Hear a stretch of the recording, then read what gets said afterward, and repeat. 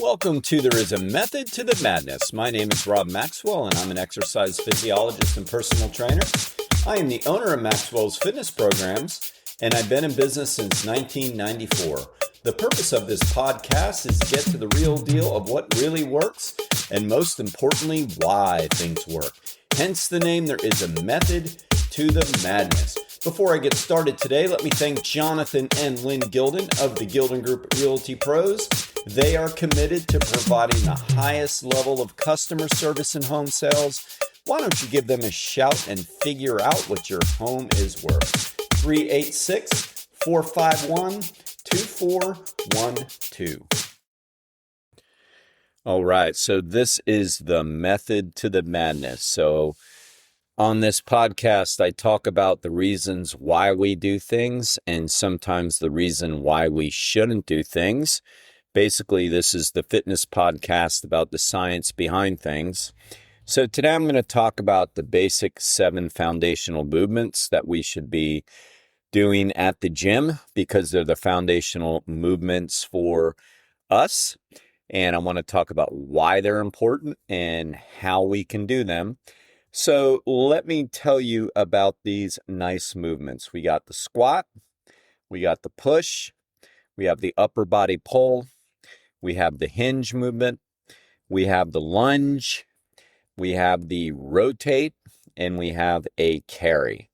These are the foundational movements that some way, shape, or form we should be doing in our strength workouts. All right, we should be doing all of these movements in some way, shape, or form.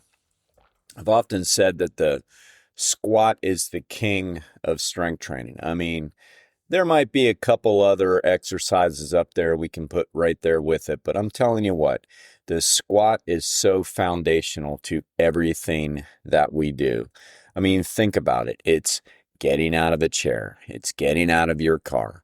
It's using the major muscles of your lower body, the quads primarily, the glutes.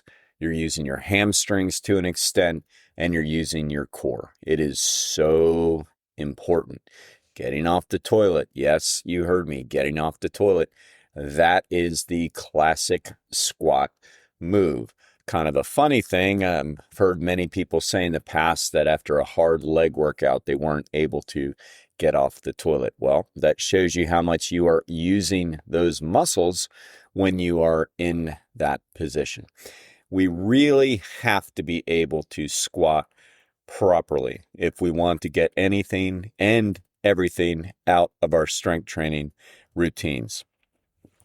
If you come to me as your trainer, or if you see one of my trainers, you will find that we're constantly putting a big emphasis on the squat. Like we just don't, or I should say, I definitely don't, and neither do my trainers, like settle for squats that are done with very little focus, very little concern.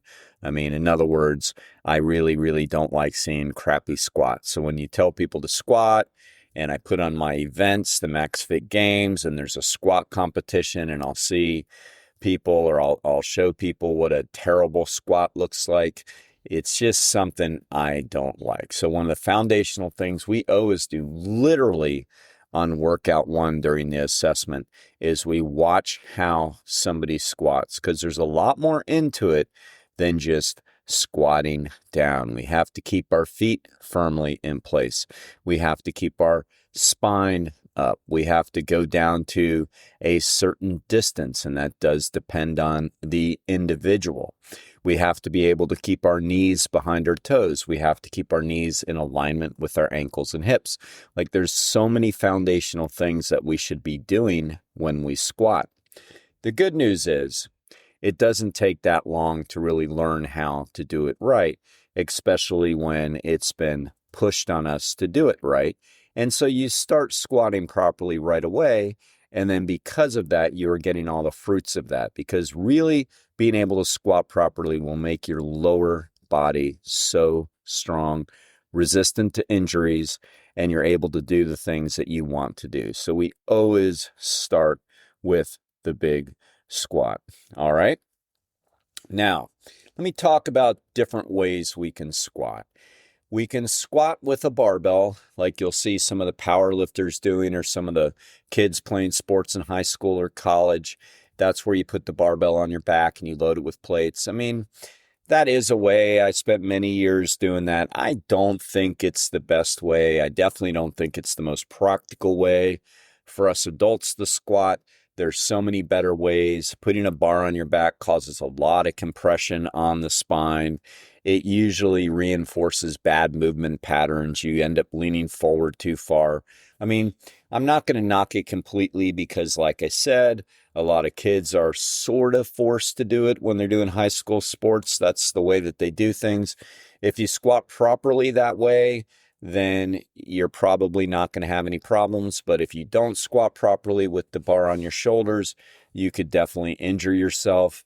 And, I don't like that because weight training is one of the least injury producing of all the physical activities. There's only one injury per 1,000 hours of weight training, and almost always that's due to ego lifting. So I don't like setting up unnecessary risk. So really, as long as we are doing a form of a squat, then we are winning. A goblet squat where we hold a dumbbell is a great way to do it. A cable squat is a great way to do it. A leg press is a squat. It's just a machine version of a squat, but it's the motion of a squat. Body weight squats can be very effective. I mean, there are many ways to squat. TRX, where we use the ropes essentially to help us with balance and proper positioning and keeping our chest up, is the absolute best way to start to squat. All right. So the first motion we want to get of all the 7 basic movements is the squat. The next one is the upper body push. We humans need to be able to push things. Basically, it is using your upper body to push things away. There is a proper way to do it. I was working with one of my clients this morning on a dumbbell chest press, which is the epitome of a way to do a push. She either puts her elbows too far out or too far in, which isn't necessarily awful. It's just not doing it properly correct, like the best way that we like to have people do it. So yes, there is a way to push, and strength training teaches us that way to push.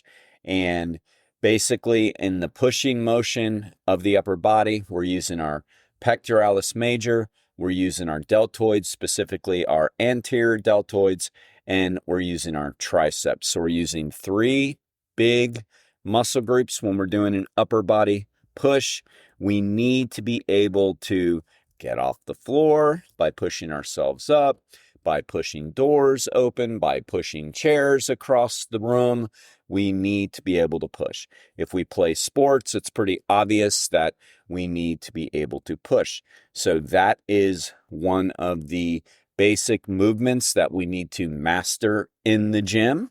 And again, there is a lot of different ways that we can do upper body pushing. I'll go back to one of the ones that I don't think is the best, but you see it as one of the most classic upper body pushing motions, and that's the barbell bench press.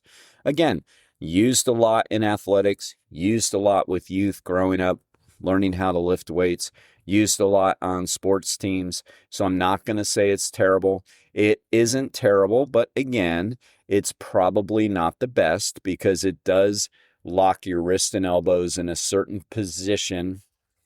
And a lot of times kids are going too heavy, slamming the weight off their chest. All those things don't have to happen. I get it. If you do a really good bench press, it's probably a good exercise. I just think as adults trying to stay stronger, and really even kids trying to get stronger, there are better ways to do it. You can use a machine chest press, which I love to use. You can do dumbbell chest presses. You can do push-ups, which is a great exercise. One of the most functional exercises that you can do. So there's a lot of different ways to do the upper body push. It could be done horizontally, and that's basically like a push-up. a chest press, a machine chest press. It can be done vertically. That's like an overhead press. And if you're doing it vertically, then you're working more of your deltoids and less of your pecs. You are still using your triceps. So horizontally, think mostly pectoralis major, your chest muscles and your triceps. Think vertically, think more of your deltoids and your triceps. So the more vertical it becomes, the more your shoulders are brought into it. All right. Another great movement that we have to do, method to the madness. We have to include this. I'm always looking for ways when I work with somebody to make sure all of these movements are somehow included. When somebody hurts their shoulder, which is common, life happens, or their elbow, again, things do happen, or their knee in the case of the squat, or the hinge, or the lunge, which I'm going to get into in a bit. I'm still always, as a trainer, trying to find a way to get them back into these movements because we want the body stronger. We don't want to just neglect these areas, or we are setting the person up, or they're setting themselves up for injury. Sometimes we have to work it back slow. Like if person has a bothered shoulder, they might miss 2 or 3 weeks of doing any upper body pushing movements. Then as soon as they start to feel no pain and it looks like the range of motion's full, because I'm doing testing, I'm asking them, then I'll typically bring back in a very light pushing movement. It could be 25% of the load or even less that they used to use. And then I build it back up and in because we never just want to not do something. When I hear people say, oh, I've injured my shoulder, I don't think I should ever do that. It's like, well, then you're always going to be hurt. I mean, you might always be vulnerable, but you're going to be more vulnerable if we don't strengthen that movement pattern because we do move in that movement pattern. The next one is the upper body pull. That means you're pulling things towards your body. For example, rows and pull downs and pull ups and chin ups. Those are the types of pulls that we are talking about. Now, we have to pull things to us, whether we're pulling something across the floor, we're pulling a door open, we're pulling a car door open, which, might be light, but it's still pulling. We have to be able to pull things. That's what we do. Now, the pulling muscles of the upper body are the upper back muscles, such as your latissimus dorsi, your rhomboids, your posterior deltoids, your biceps, and your brachioradialis. Those are all the basic pulling muscles, and it is so critical. Oftentimes when we work with people, especially young guys, young men, even at the young age of late teens or early 20s, they're already starting to develop some areas of muscle imbalance where they're not doing their backside nearly as much as they're doing their front side. So they're doing a lot of like pecs and abs and biceps, which are part of the pulling muscles, but not the back muscles. And so, you're really starting to see the imbalances with them, like even their posture. And we're getting set up for injury if we don't strengthen the whole body. Now, the reason they're doing that is because those are called the mirror muscles, right? The pectoralis major, the deltoids, the biceps, the abs, what you can see in the mirror. Young guys want to look good. I totally get it. It's just they don't realize that we got to train the backside too. And oftentimes, training the backside isn't as much fun. I mean, in their opinion, it's a lot of work. And again, so much of the gym is spent for young men doing bench presses and curls and things like that. So we need to include the backside muscles, which we actually call the posterior chain muscles. And they are so critical for athleticism. You'll see as an athlete tends to progress up into the higher levels, there's going to be a lot more emphasis in strength and conditioning on what we call the posterior chain muscles because they're so critical to a strong athletic body. All right.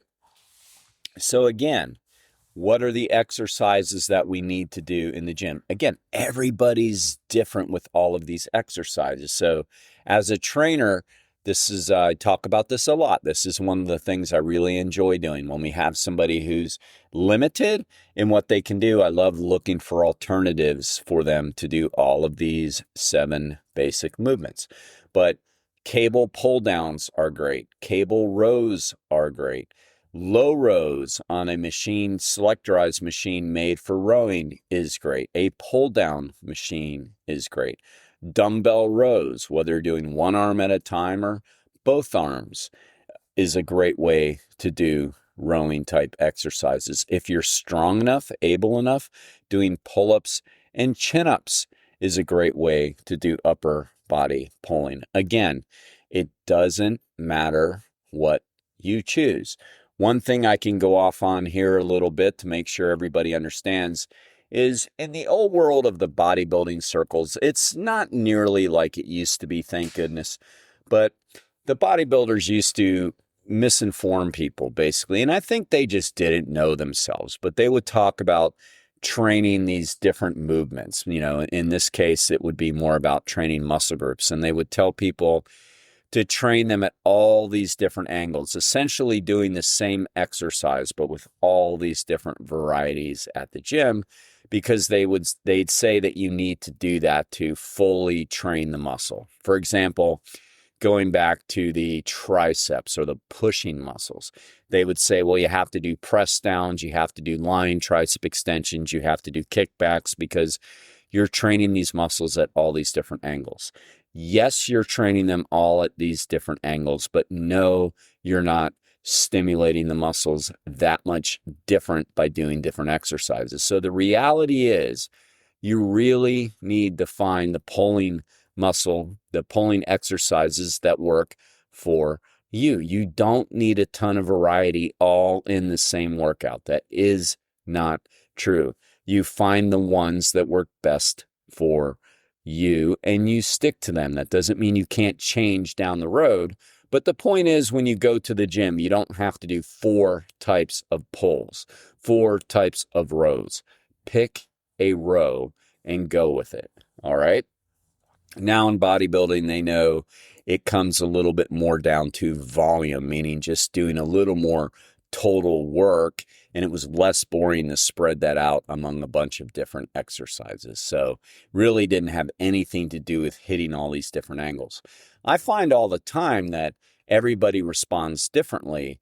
I'll find that if somebody is doing a cable side raise, for example, they might tell me they feel that in their side of the shoulder, which is good, and they don't feel anything in the shoulder joint, which is also good. But then we move it to a dumbbell, even if it's a light dumbbell, and they feel it in their deltoid, but they also feel some pain in the joint. So I switch them back to the cable and vice versa. So what you're going to find is some movements just simply work better for you, especially with the elbows and pulling motions. We see that all the time. It looks like the same row. You're holding a dumbbell or you're holding a cable and you're essentially doing the same thing, but on one of them you feel the elbow in a bad way, on the other one you don't. All right, so really we go with the best one that works for us. There is no best one for everybody. I mean, personally, I love all the ones I just mentioned. I love cable pull downs. I love cable rows. I love seated rows. I love dumbbell rows. I try to incorporate all of them at different times in the workouts for myself and with the clients. But we need to make sure that we're doing a form of upper body pull. All our clients do. All right. Now we have the big hinge. Hinge essentially is bending over at the spine. And the hinge is the hardest exercise to teach people to do correctly. I mean, watching people try to get the hinge down is so frustrating as a trainer because doing it wrong and doing it right looks pretty darn similar from the outside eye. The person that knows what they're supposed to feel can tell the difference. But from the outside, you're seeing somebody bending over at the spine and it looks proper. I mean, there are things that we look for. Are they keeping their back flat? Are they pushing their butt back? Those would be the correct ways to do things, but it's still hard to tell if somebody is doing it perfectly right. Whereas with other exercises, it's very, very apparent to the eye. So but we have to practice it and we have to get it right. We have to be able to bend over properly. I mean, it's the key to back strength. If you are unable to hinge because of back pain, you're going to really, really, really get yourself into trouble. So whenever I have somebody that has a back diagnosis, lower back pain or whatever, we, as soon as they're out of pain, we really start working on the hinge motions to get them stronger. Now, in the hinge motion, you're primarily working your glutes and your hamstrings, and then secondarily, your erector spinae, which is your lower back muscle. But the main muscle groups of the hinge movement is your glutes and hamstrings. Again, part of that posterior chain that I talked about earlier that so many young men tend to neglect, but it really is the key to great athleticism. All right. Exercises that you often see are going to be deadlifts, Romanian deadlifts, which are basically straight leg without bending your knee deadlifts, which I prefer over regular deadlifts. Hip thrusts, you're going to see lower back extensions. You're going to see some people do kettlebell swings and things like that. Those are all examples of hinge exercises. Now, doing them properly teaches you how to pick things up properly. All right. Again, you pick the ones that work best for you. I like the Romanian deadlifts. I like using the back machine at my gym for people that aren't doing Romanian deadlifts. I mean, sometimes I'll do both. Again, it just depends, but it is a great exercise.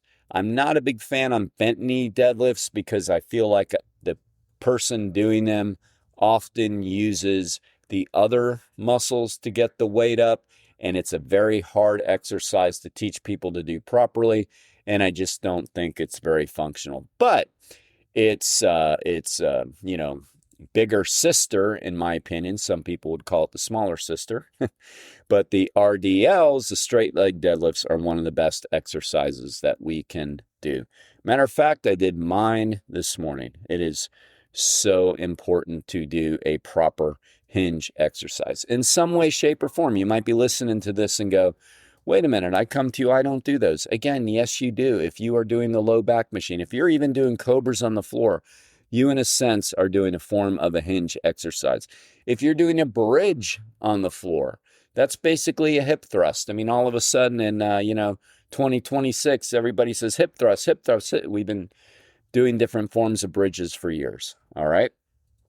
Next is a lunge exercise. Now, I think a lot of people do lunges incorrectly from what I see. I watch people do them and the knees are flying out over the toes. A lunge basically is just being able to do a single leg squat type motion where one leg is doing most of the work. Because there is, in life, we're not walking around just squatting. We end up on one leg all of the time, right? I mean, walking, standing, climbing stairs. I mean, we have to be able to strengthen our legs individually. And a lunge type exercise is going to do that. A step up is a version of a lunge. So again, we are going to do this with each and every one of our clients in some way, shape, or form. Now, the muscle groups trained are essentially the same as when we squat. It's still going to be primarily the quads and the glutes, and secondarily the hamstrings. But again, we are doing one leg at a time, where one leg is doing most but not all of the work. And those exercises could be lunges. I prefer split squats or Bulgarian split squats. You might see us doing that. Well, we might do it with you, but you might also see it at the gym. On other people, that's where one leg is elevated, the other leg is out in front, and we are squatting down on one leg. It could be a step up. There are a lot of great ways to do a lunge type activity. Again, always trying to incorporate new things with people to help them get stronger. Improving on a lunge type activity will help senior citizens with their balance because they will feel a little bit more confident in their ability to stand on one leg or to step forward with one leg. So they're a great exercise. If we have somebody who's had lower body injuries for whatever reason, life or sports or whatever, and they've been out for a little bit, after we get them stronger and we start with a squat type movement and a hinge type movement, eventually we will try different forms of single leg or lunge type exercises because we want to make sure we are getting them as strong as possible. Next is rotate. Now, rotate is a spinal movement. And it is so funny. You hear people talk about the core all the time, and you might be thinking, we didn't say anything so far about abs and crunches. That's because it's not that critical or essential of a movement. I mean, if this is going to maybe make people throw something at their radio or however you're listening to this, throw your phone across the room. Look, I know people love to do abdominal exercises all the time, but most of the time they're doing them for completely the wrong reason. They really, really, really think that by doing more abs, they're going to flatten their stomach. That's called spot reduction, and it doesn't work. That's why most, if not all, people do crunches. The reality is you are training your anterior muscles of your abs, so your rectus abdominals or your transverse abdominals, if you are strength training properly in every move that you're doing. We teach you to contract your core by keeping your spine up. That is working your abs. After that, they are so freaking cosmetic that there's really not much that they're doing other than holding up your spine. I mean, technically a plank is a good exercise for that, but if you're squatting properly and doing your other exercises properly, you're doing a plank. We do some because there's really no reason not to, unless somebody is really over dominant in their abdominal muscles. But the real big daddy there is the rotational muscles, your external and internal obliques. They're the muscles that are so important in the core that get neglected all the time. The muscles you use to rotate your spine. I mean, we're not just moving around in this linear pattern all the time. We're moving and we're rotating. We need to be able to strengthen those muscles. It's funny, when people have been neglecting them, as soon as we do some rotational rotational exercises, then they get really sore and they say, man, I felt that. So it's because they've been neglected. Yes, you can rotate with too much weight and injure yourself. Of course, you can do anything, right? I mean, any exercise can be done improperly. So I don't believe in the people that are loading up with these heavy weights and doing these twisting motions. It's really, really silly to do that. But we do have to strengthen our rotational muscles of our internal and external obliques. So basically, spinal rotations done properly, or Pallof press, where we're pushing a load out while we're resisting and holding ourselves statically in a position.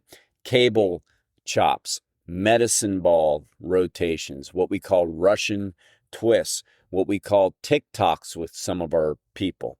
Or we can be doing lateral flexion where we're holding a dumbbell at the side and coming up and going back down. Like, there's so many good ways to do rotations, and we always throw that in with our clients. I love doing them. I mean, rotations are really a huge, huge foundation to sports. If you play golf, that's rotation. If you play baseball or softball, that's rotation. You have to have strong rotator muscles. I mean, when you see guys playing baseball, hitting home runs, that's because they can wind up like a top, and they're using their obliques and their hips to hit the ball. They're not using their arms. So it is such an important muscle group and area to train. And finally, number 7 of the Sweet 7 is we need to be able to carry things. All right. So we have to be able to take a load and move it. Now in the Max Fit Games, we do the farmer carry, and it's funny. A lot of people said that was the hardest motion for them because a lot of times we're just not doing those things. So we have to strengthen our grip. We have to be able to hold weights and be able to move them around. A lot of times not a lot of times, almost all the time, I'll have my clients go get weights because I think it's really important for them to go grab the weights, carry them across the room, they're getting a form of exercise by doing that. So we have to be able to carry things. The most classic way we do that, again, is a farmer carry. That's where we hold a couple dumbbells and we walk a certain distance, maybe 50 yards, turn around, come back. Sometimes we'll do exercises where people are carrying buckets or water coolers. I remember when I was teaching sports medicine, those big 5-gallon water cooler things. I'd say, hey, Jimmy, go grab 2, bring them in, and they bring them in. I'd say, oh, go bring them back, a way to do exercises. I mean, things like that are such an important way to build up your core, because again, that's core too, because you're fighting anti-rotational type movements by holding weight that way. You're learning good posture because you're keeping your chest up, or you should keep your chest up when you're doing it, and you're working your grip motions as well by holding on. So I promise you this, if you are incorporating those 7 movements in there some way, shape, or form on a regular basis, on a weekly basis, you are training all the main areas of your body to be stronger. And there are a ton of variety exercises we can choose to be doing these things. When you train with us, when you train with trainers that know what they're doing, they've already thought about all this. You may not realize it. They may not say, hey, we're doing some squat, push, carry, hinge, rotate type exercises today. No, it's just been programmed in with the different exercises that we're doing. All right. So I hope you learned something today. And next time you go to the gym, check it out. Make sure you're doing that. Play this podcast again, listen to it and go, wait a minute, I'm not doing that. And then, you know what? Start doing it. It will really, really help you, and you will be glad that you did. Thank you for listening to today's show. I ask you to please hit automatic download and also follow the show. It will cost you nothing. Now I would like to thank our second great sponsor, ProCharge Liquid Protein. What I love most about it is extremely portable. I have a tendency to make a mess when I'm making my protein smoothies after I exercise because I spill the powders and all that other stuff. But instead, with ProCharge, all I have to do is open up the cap and pour it in my mouth. There are 2 servings per container. Each serving has 20 grams of protein. My personal favorite flavor is lemon lime. Check them out on my website at fittothemax.net.